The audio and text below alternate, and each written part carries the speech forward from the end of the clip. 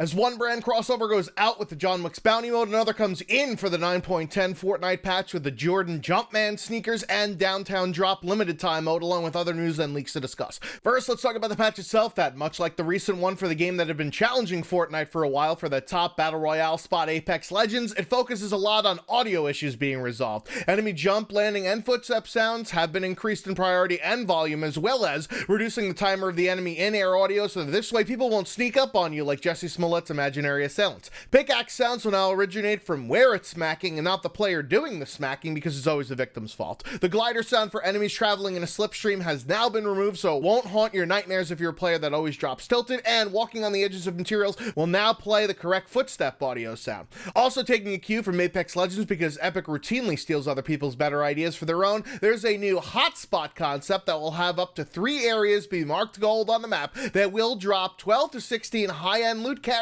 containing one rare higher weapon similar to supply drops that can be shot down. Also with new items, and by new I mean an item that was vaulted but nobody even wanted it the first time around when it was introduced, with the return of the semi-automatic sniper rifle, now that there are no powerful scoped rifles or scoped pistols as another longer range item that you can completely ignore when it pops out of a chest. The combat shotgun has had its drop rate reduced, so have fun using the tac shotties, and will now apply the appropriate environmental damage fall off, which doesn't address how you could somehow snipe people for 10 or 20 damage from distance, nor how it inconsistently applies damage to follow-up shots of the weapon for less than the first one. Lastly, in item tweaks, the Shadow Bomb got a nerf with a reduced drop rate and count from 3 to 2, as well as fixing various bugs associated with the most broken introduced weapon not named Infinity Blade or Zapatron. Also with bugs, Epic finally fixed the exiting vehicle problem, which means we'll get ballers, and not of the Michael Jordan kind that I'll discuss in a bit, but prepare for the esports tournaments to revert to a giant bubble orgy at the final circles again. A crosshair was added during skydiving to allow for marking that's more on point than a sharpened number 2 pencil that you're going to need to have in order to take those finals, just to not miss graduation and live at your parents' house for years after accruing crippling student debt, as well as both Bushes and Boogie Bombs had fixes associated with that skydiving mechanic. So about MJ, there's a brand new limited time mode, Downtown Drop, which is supposed to be an advertisement for a shoe brand, by the way, actually uses the mechanics for the chiller traps and nades that makes your character slip and slide around all over the place like they're on a tarp with a running hose of the same name. Isn't that the complete opposite of what basketball shoes are supposed to be used for, so that you can make quick pivots and starts and stops on a dime instead of being as slippery as Trump is about his tax returns? Nice way to plug a product there, Epic. Were there really no other creative islands that had basketball themes that you could have jacked that would be more applicable than making players use the worst possible movement mechanics to show off a product that's all about movement? Anyways, you drop into a creative map if you can actually do so, given that in typical Fortnite fashion, the mode has already been broken not once but twice with 2 different bug instances in the same day where you begrudgingly navigate around to collect coins and other beepity bops in order to win the match.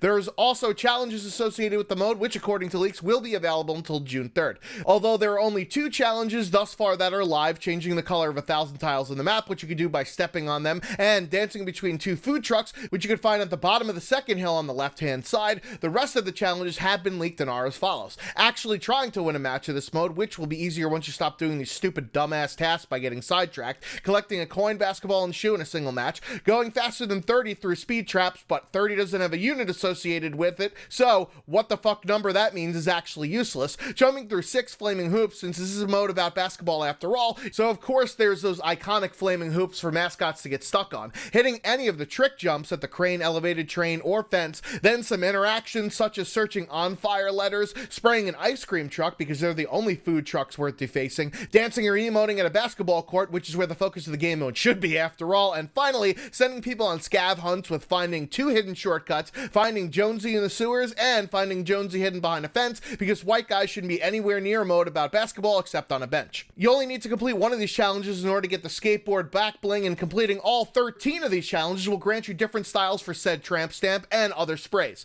There are also challenges associated with the mode for people that have access to Mom's credit card and purchase the Hang Time set with its skins called Grind and Clutch to unlock new styles for the skins that are for Grind, changing the color of 100 tiles, which you should complete if you manage to do the first Downtown Drop challenge, collecting 50 basketballs, and playing any 3 creative games. Finally, for Clutch is the same, playing any 3 creative games, but collecting 100 or more coins in those 3 games, and collecting 50 shoes in creative mode. That's not all for challenges, as both this week and next week's have been revealed. For week 3, they are dealing damage with 5 different weapons in a single match, 3 explosive weapon eliminations, which means even more rocket and nade spam than is tolerable in a game about building shit, searching 7 chests at Lonely Lodge if you're hashtag forever alone, or Polar Peak if you want to see it crumble, and more on that later, dealing 200 damage to an opponent within 10 seconds after using a slipstream, which shouldn't be too difficult given that you could ride those things basically any fucking where on the map, a stage double visit in a single match challenge, first with Happy Hamlet for more loot than you could possibly imagine, and Shifty Shafts after moving north to a place that's relatively in the middle of the map, then Sunny Steps and Dusty Divot, which shouldn't be too bad if you use the Volcano, aka the OG slipstreams, and finally the third stage, Haunted Hills and Salty Springs in the same match, which is the only reason to ever drop at the former and then jump off the map in a respawn game mode and get over to the latter. Then there's some more artistic challenges like throwing and catching the flying disc toy before it hits the ground, which is part of the premium battle pass, and a stage vehicle challenge by first landing a trick with the drift board, then getting less airtime than Jordan himself with 3 seconds in a quad crasher 3 different times, and finally destroying 3 opponent structures with a vehicle, which thankfully doesn't have badmins banning you from vehicle ramming like a Battlefield game in Fortnite servers. Complete them all and you'll get this pugly looking loading screen shown here, pun intended, that'll be sure to give you PTSD-esque tremors every time you look at that type of dog ever again. If you could bear to look at the screen for any longer duration, you'll see the hidden battle star spray painted on the curb corresponding to this broken down car mountain over a junk junction, so land at that spot on the map, which is now on the screen, in order to pick it up. The week 4 challenges have also been data mined, and the tasks are dealing 500 damage with sniper rifles to opponents, as Epic is really trying to force players to use the shitty item that they just invaulted. 3 legendary weapon eliminations, of which the boom bow still exists, so yay for that. Eliminating 3 opponents at either Haunted Hills, which nobody else will ever go to, or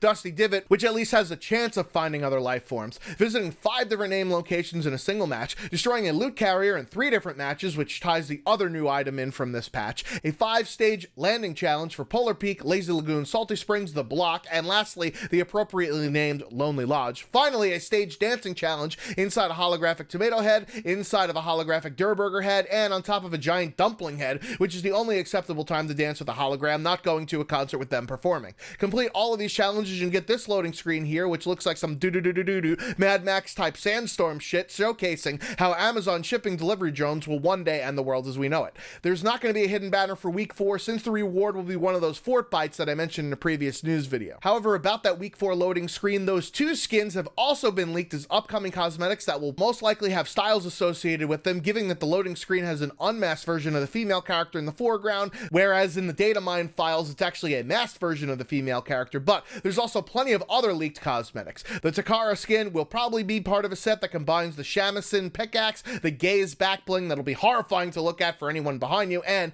the Engage glider, which all seem to ram the Japanese red dot flag down your throat as if you couldn't figure out what culture is being appropriated here. There's also a new style for the fish stick skin with a VR headset, because that's a future of gaming for people who aren't also dying from Epic's 80 FOV motion sickness, as well as the Wild Pack, which presumably will be taking the place of the Laguna Pack containing the Wild skin with a silent E, because that makes it even more nuts somehow, with a pallet pack back bling plus some V-Bucks. There's also new emotes like Billy Bounce for settling disputes in a non-violent manner, Cartwheeling, which will be a poor man's infinite dab, Glitter that's eerily similar to the Division 2 emote of the same name, Guitar Walk, made famous by Angus Young after ripping it off from Chuck Berry, much like most white guy musicians into the black ones of the same era, and some ones that are clearly influenced by the Jordan crossover, Buckets, Flex on Him, and Lock It Up, because there's too many people already chanting Lock Her Up in an unironic sort of way. Lastly are some raps including Ripple, which are just leftover assets from the Nexus event, Slippery and Fishy, that looks like the pineapple one from the Laguna Recolorized, Converge, that has lines that do eventually do that, but not on the rap itself, and Fish Eyes, if you really love the fish stick skin so much that you put that shit on everything like Frank's Red Hot. There's also a new weapon leaked in the patch that's named Burst SMG that more resembles a machine pistol with its stats of common, uncommon, and rare varieties, dealing 23, 24, and 25 damage respectively using light ammo. Considering we've had so much change in the SMG space over the past few weeks, with the drum gun being added, the P90 being vaulted with the tactical AR filling in for the P90 in terms of stats, I hope that this is actually a machine pistol and that the suppressed pistols will be replaced for this new leaked item, but I'd rather have a burst assault rifle again than a burst short range weapon. Lastly, in item leaks, Epic got to troll some data miners by putting in a porta-bridge item that's been a Reddit meme as of late, when the covered bridge was discovered in a strategy guide as an effective building structure. Meanwhile, it takes more wood than someone with whiskey dick, but its description reads, "You shouldn't be reading this text. How are you finding this? Are you magic?" Which is pretty hysterical. No, I mean the fact that somebody actually brought a paperback strategy guide in 2019, not Epic's red herring. As I alluded to earlier, Polar Peak is beginning to crack, starting with this patch, which might be the long-rumored dragon trying to break free from its icy prison, given that there were dragon eggs found under the ice castle before being removed in a later patch in Season 8. Perhaps it's just the thawing out of the frozen biome since Earth finally decided that it wasn't fucking winter anymore with this heat wave that we're currently experiencing. Anyways, what do you think of the new patch with the Jordan crossover? I've been the Schwanz27, dipping like the Dot ice cream of the future. Until next time.